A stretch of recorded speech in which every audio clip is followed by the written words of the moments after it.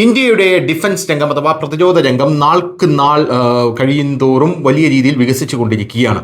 പ്രതിരോധ കയറ്റുമതിയാണെങ്കിൽ ഇപ്പോഴിതാ 38,000 കടന്ന് 40,000 കോടി ടച്ച് ചെയ്യാനായിട്ട് നിൽക്കുന്നു. ഇപ്പോൾ വരുന്ന റിപ്പോർട്ടുകൾ അനുസരിച്ച് സൗദി അറേബ്യ ഇന്ത്യയുടെ അടുത്തേക്ക് എത്തിയിട്ടുണ്ട്.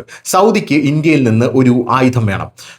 ആദ്യം ഇന്തോനേഷ്യയാണ് ഇതിന് എത്തിയത്. ഇപ്പോഴിതാ ഇന്തോനേഷ്യയ്ക്ക് ശേഷം സൗദി അറേബ്യയും ഇന്ത്യയുടെ ആ മിസൈലിന് വേണ്ടി എത്തിയിരിക്കുകയാണ്. നിങ്ങൾ വിചാരിക്കും ബ്രഹ്മോസ് ആണെന്ന്. ബ്രഹ്മോസിന്റെ ടോക്ക് ഒരു ഭാഗത്ത് നടക്കുന്നുണ്ട്. പക്ഷേ ഇത് അസ്ത്ര MK1 എന്ന് പറയുന്ന ഒരു മിസൈലാണ്. ഇത് സൗദി അറേബ്യ വാങ്ങാൻ താല്പര്യം പ്രകടിപ്പിച്ചിട്ടുണ്ട്.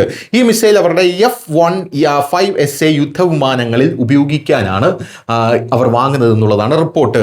എന്താണ് ഈ അസ്ത്ര MK1 എന്നത്? ഇന്ത്യ തന്നെ വികസിപ്പിച്ച എടുത്ത ഒരു എയർ ടു എയർ മിസൈലാണിത്. അതായത് വായുവിൽ നിന്ന് പ്രയോഗിക്കാൻ കഴിയുന്ന ഒരു മിസൈലാണിത്.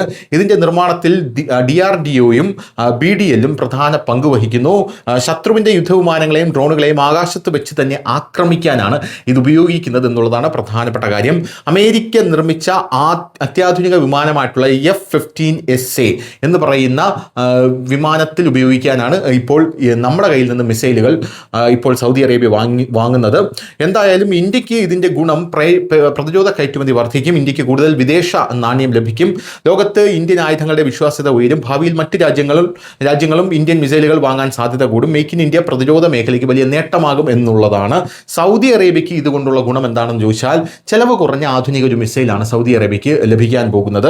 നിലവിലുള്ള F-15 വിമാനങ്ങളുടെ ആക്രമണശേഷി വർദ്ധിപ്പിക്കാൻ സാധിക്കും. ആയുധ വിതരണത്തിനായി ഒരു രാജ്യത്തെ മാത്രം ആശ്രയിക്കാതെ സൗദി അറേബ്യയ്ക്ക് നിലനിൽക്കാനും സാധിക്കും. News desk news Malayalam.